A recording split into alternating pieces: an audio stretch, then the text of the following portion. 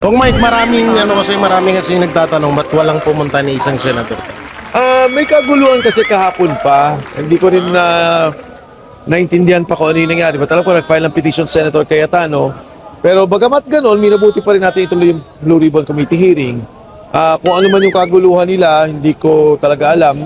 Pero ako naman, nakita ko rin ang pangangailangan na ilabas pa rin yung katotohanan.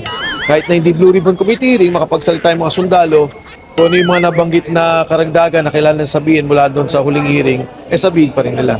Yung mga bago po ba kanina, kasama sa 14 Postigo yun? Oo, apat yun eh. So may 10 pa. So may 10 Oo. po. So yan po, no? So thank you, Sir Mike.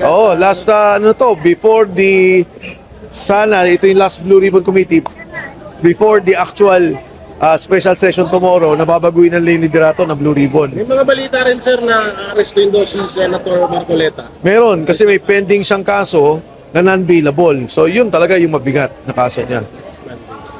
Unbailable. Thank you, sir. Thank you, bossing. Thank you, Sir Mike. Yan.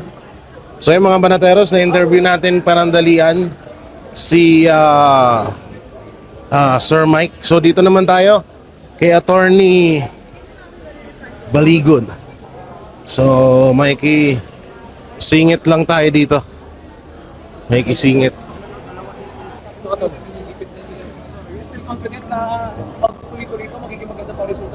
Alam mo, hindi naman kami lumabas para sa mga senador eh. Lumabas kami para sa bayan. No?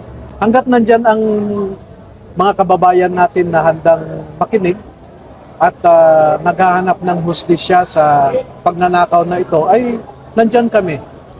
Makiki-cooperate kami. Kung may pagbabago man sa liderato,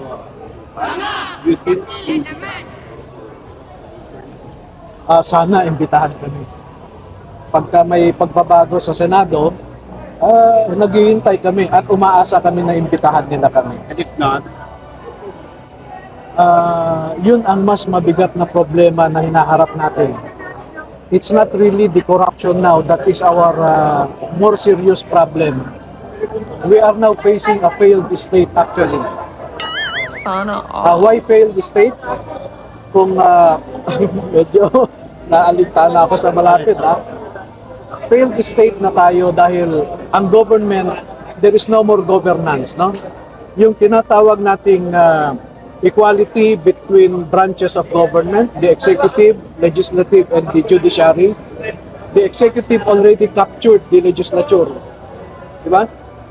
Captured na ang legislature. So wala na yung equality, wala na rin yung checks and balance. Congress can no longer check on the executive.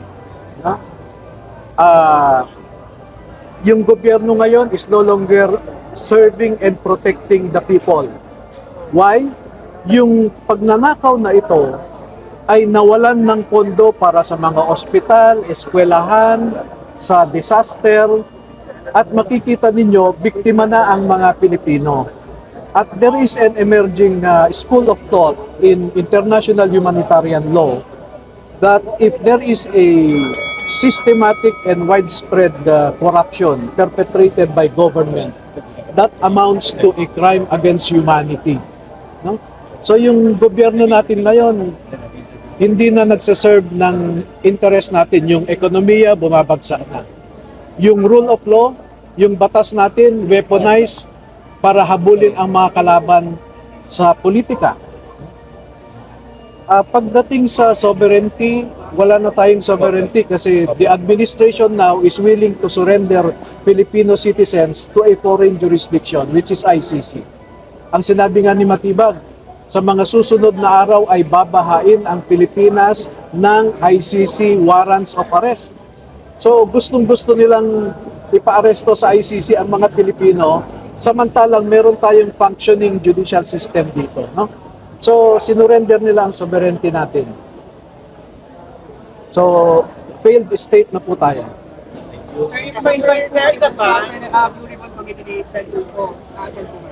Attend kami. Then, tapos na po yung mga malis natin sa kabila ng naibihayag yun na mga pangyayari ng flood control. Kamusta na sila sa kabila ng mga maraming banta? Okay lang, sanay naman sila sa mapanganib na sitwasyon. dahil mga sundalo naman sila noon, no? So, kaya namin i-handle ang aming security. So, nabanggit ko po na marami na kayong kaso na natanggap sa buong Pilipinas po ba yun, sir? Oo. Sa Visayas, Mindanao. Meron na sa Marawi, sa Surigao, sa La Union. Paano nyo nag-gather yun, sir, sa iba't ibang, paano magkasabay yung mga hearing? Hindi, yung mga final nila sa labas ng Quezon City, dapat i-dismiss yan, no? Kaya nga ang advice ko kina Adyong, kay Ortega, kay Barbers, ipa-review nila sa kanilang mga abogado yung Article 360 ng Revised Penal Code. So, sir, ano sa palagay nyo, mga nangyayari ngayon, kung sino yung naglabas ng katotohanan, yun pa yung nakakulong? Nakahanda po ba mga Marines natin? Kayo po ba nakahanda po dito? Ayun na nga ang mas mabigat nating problema, sabi ko, yung failed state.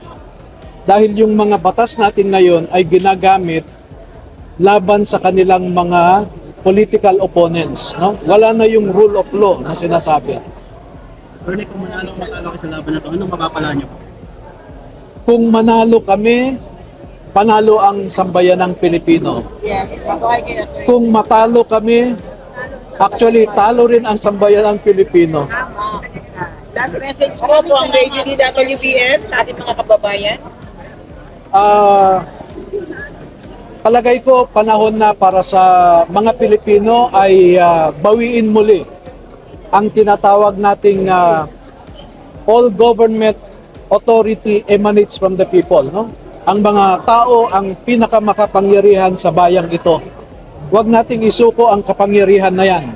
Dahil kung isusuko natin, meron na tayong isang dictatorship ng isang grupo ng mga politiko na ginagamit nila ang puwersa ng gobyerno laban sa atin, no? We will be no different than China. In China we have the dictatorship of the Communist Party of China. In the Philippines, we have the dictatorship of the Maleta Gang. Thank you so much, Ate Marnie. Ha?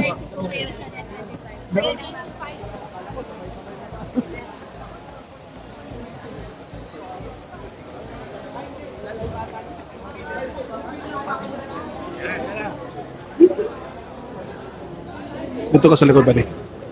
Dito ka sa likod. Ma'am, dito ka sa harap, ma'am.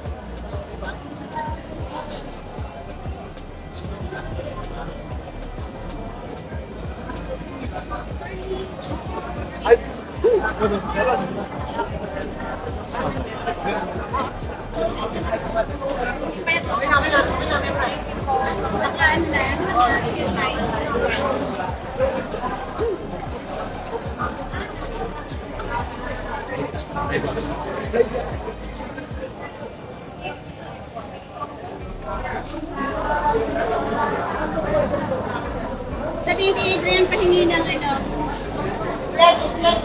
pahingi ng Thailand.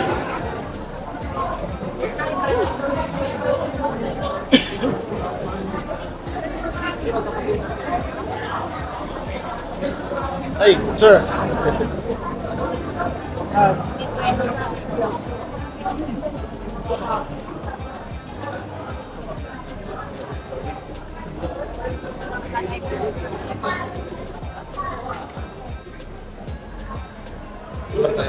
Uy. Kada. Yun. Hindi ito isabit eh. Thank you, attorney. Nautot yung tanong ko kanina eh. Nabigay na yung Thailand Pwede sa'yo. itanong ngayon. Dalawa. Yeah. Isa lang. Paano kaya maririnig?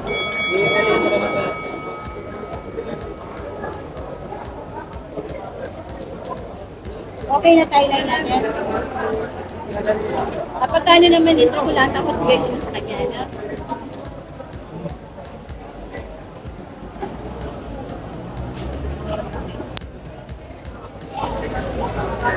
So yan, interviewin ng Net25 si Attorney Baligot. Tawag na lang.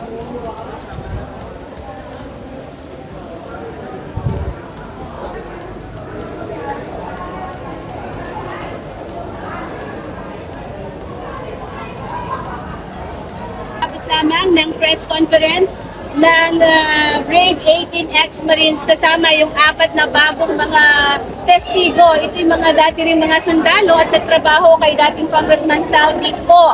At sila ay nagpahayag, siniwalat dito sa isinagawang press con yung kanilang kanilang kwento at mga ebidensya kaugnay pa rin nitong maanomalyang flood control project sa ilalim ng administrasyon ni Pangulong Ferdinand Marcos Jr. Kasama natin live si Atty. Levito Baligod, ang abogado ng mga sundalo, para ibahagi sa atin yung iba pang mga development dito sa flood control scandal kung saan ay may mga bagong nabanggit at mga bagong ebidensyang ipinakita kanina sa press con. Attorney, pwede po bang ibahagi ano-ano yung mga pinaka punto kanina ng press con ninyo kasama yung 4 na bagong testigo? Ipinakita po nila yung nalalaman nila, yung karanasan nila sa pagde-deliver ng pera sa mga opisyal ng gobyerno at nagbahagi din sila ng ilang litrato. Pero karamihan po ng litrato at video ay hindi pa namin pinapalabas.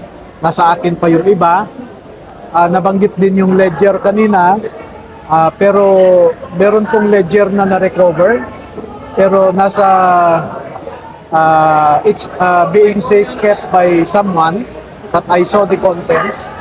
At sa tamang forum po siguro, tamang circumstances, ay ilalabas po natin yung ledger. No? Yun po bang laman ng ledger na yun ay mas malinaw yung mga involvement nitong mga matataas na opisyal ng pamahalaan dito po sa skandalo na ito ng flood control? Makikita nyo po yung ibang mga pangalan, no? Katulad ng nakatanggap di umano ng 1.3 billion, yung nakatanggap ng 3.5 billion, mga ganun, no? Na mga matataas na opisyal ng gobyerno. Ito po ba ay mula sa bahagi ng ehekutibo? Yes. Hanggang sa Hindi, meron din sa legislative.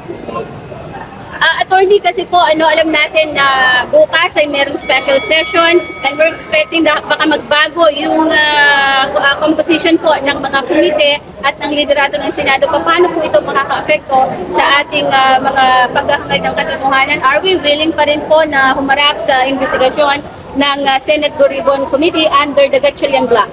Willing po kami kahit saang forum. Ang pakiusap lang namin ay kung magpapatawag ang grupo ni Gatchalian ay maging objective tayo, no? Kasi kung sasabihin nila na nagsisinungaling kayo, kaagad katulad niyan, hindi pa kami pinapakinggan ng grupo nila, ay sinabi ng sinungaling kami. Sinabi ni Senator Lacson ay iko-contempt daw kami. Hindi pa nila naririnig yung sinasabi namin. Si Erwin Tulfo nagsabi na rin na iko-contempt daw kami. Maski si Kiko Pangilinan ay nagsabi na iko-contempt lang kami, no? Pero para maging patas naman sana, pakinggan muna kami bago nila kami takutin ng contempt, no? At ang isang nakakabahala dito ay yung mga sangkot kasi, yung mga nakinabang sa pagnanakaw na ito ay silang mag-iimbestiga sa amin. Imposible namang sasabihin nilang totoo ang sinasabi namin. Sigurado ang sasabihin lang nila ay nagsisinungaling kami, no? At kung yan ang sasabihin nila na nagsisinungaling kami, pwede nila kami ikulong. At taong bayan na po ang humusga. No?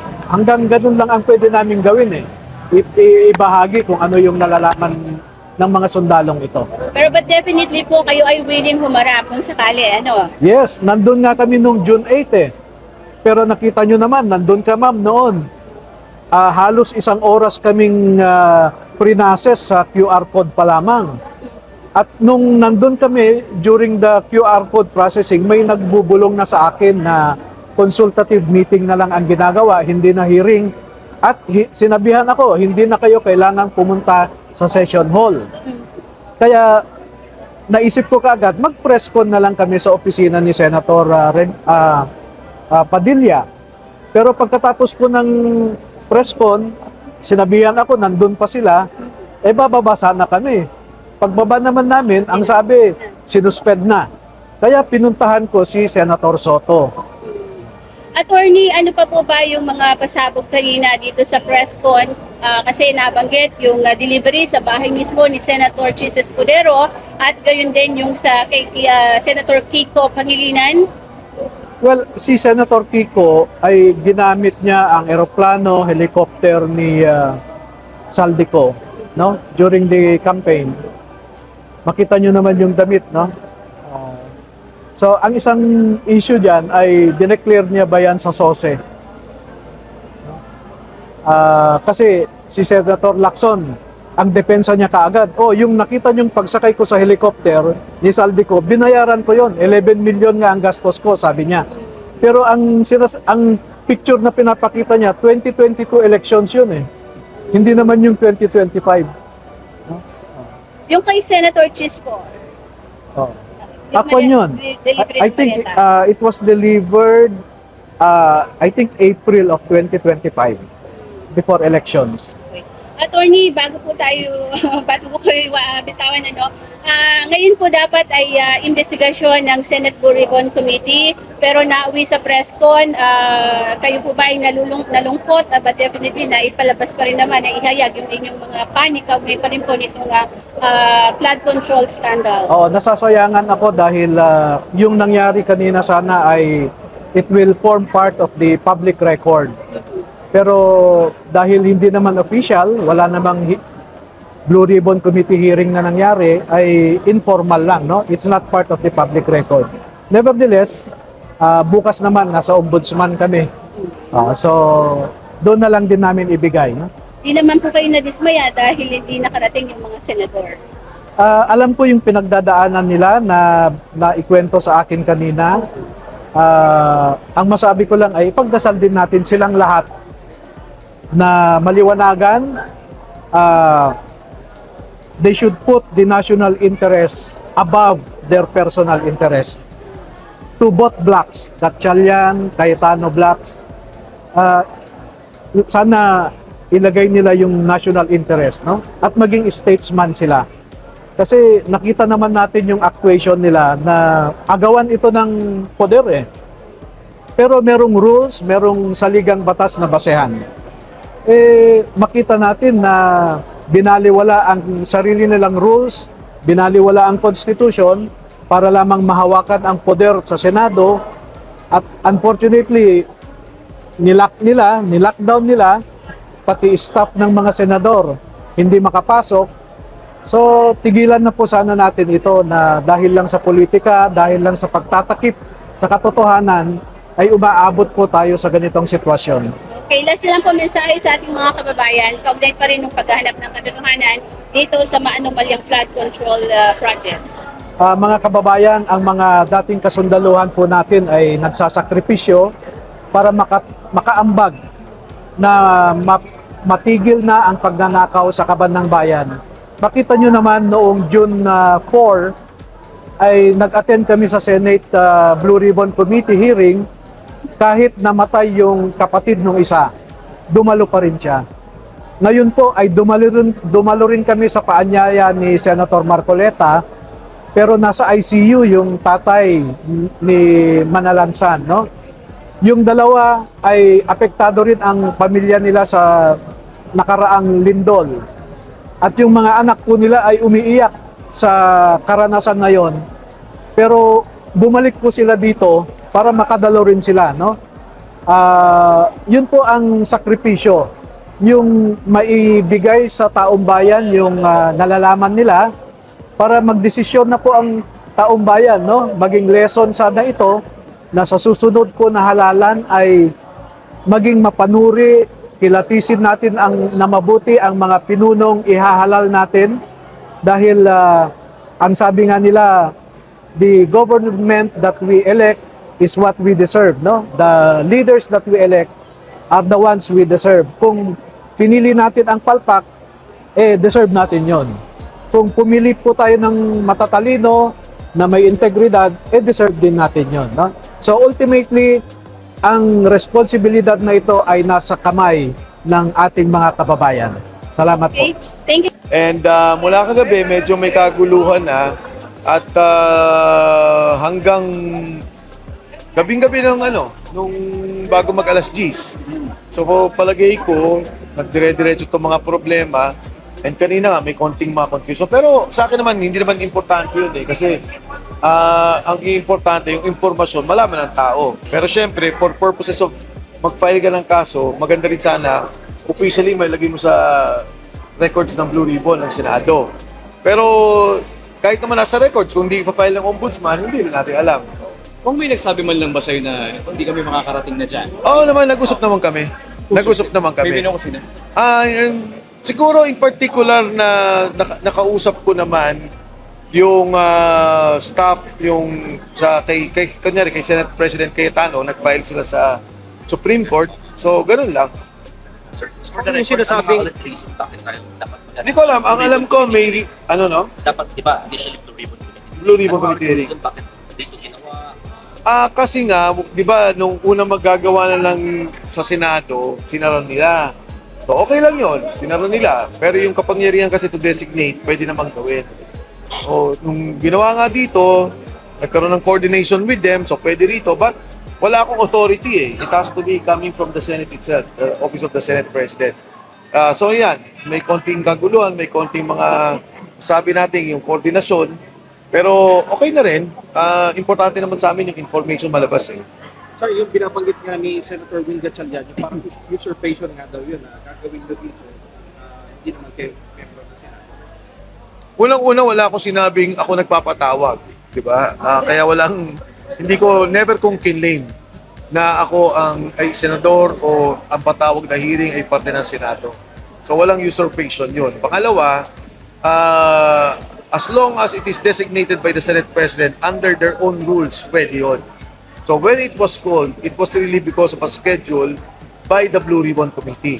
Pero nakita naman natin, nagkaroon ng konting miscommunication, okay na rin yan. Kami na yung pwede naman namin gawin yun na ilabas yung impormasyon sa taong bayan.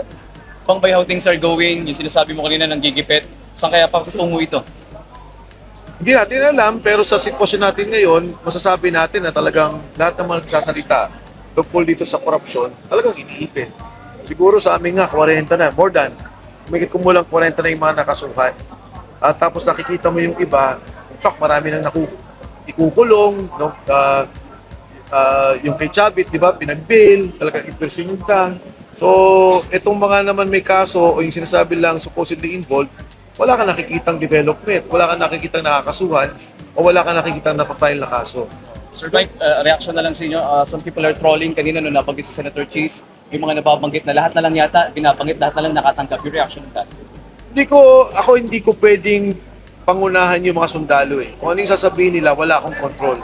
Nakita niyo naman, may mga ilang involved sa kabila, may ilang involved sa kabila. So hindi ko to pwedeng makontrol. Maging sa Kongreso, marami akong mga kaibigan na nagsabi, ano ba yun? Bakit nagkaroon ng ganitong mga pananalita? Again, hindi ko kontrolado yung mga salitang yan. Ang pwede ko lang naman, later on, no? Pag ibinuo nila yung kaso, binago yung mga individual na affidavit, makita talaga kung ano yung pinanggalingan ng mga perang to. Anong pinanggalingan, saan nang galing, at bakit sila binibigyan ng ganitong pera. Doon sa special session, kung meron ba kayong may share na at least larawan man lang kung ano mangyayari?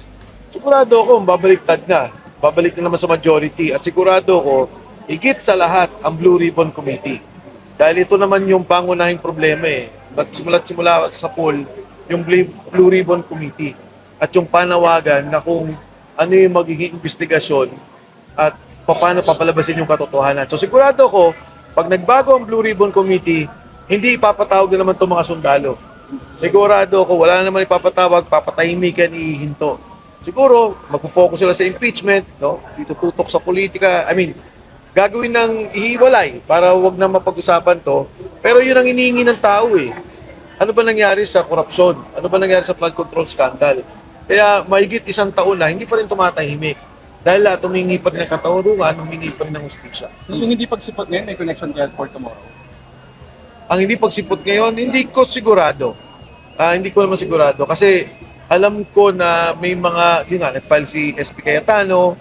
Alam ko na may mga ilang mga question doon sa mga, siguro doon sa authority dito sa gagawin, sa invitasyon. Kung ano ba, yung mga ganitong mga detalye.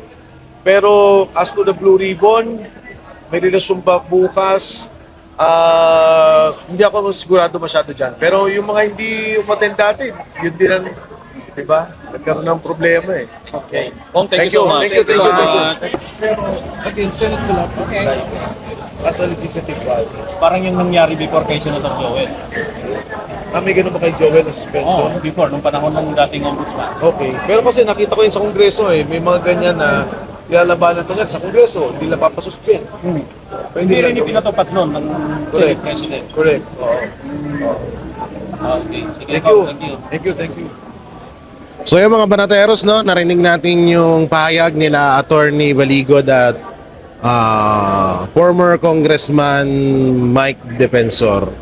So maraming may mga nadidismaya dito kasi nga hindi dumalo or hindi nagpunta itong isa sa mga senador na tulad nila Marcoleta, Cayetano or yung Cayetano Block. Naiintindihan naman ng ex-Marines kung ano yung panggigipit na ginagawa sa kanila, kaya wala sila ngayon or kaya bakit hindi sila nakarating. May mga bida-bida lang talaga na mga, alam mo yon, yung mga bida-bidang wala naman talagang dapat yung tipong imbis na nakatulong mas nakakasira pa. So hindi ko napapangalanan kung sino yung mga bida-bida na yan, pero ang daming nakahalata sa mga taong ganyan, yung mga bida-bida nating mga yung mga bida-bidang tawag dito, yung mga bida-bidang mga sausawero. So yung mga banateros, hanggang dito live vlog natin, mag-aanap pa tayo na iba pang may interview. So maraming salamat.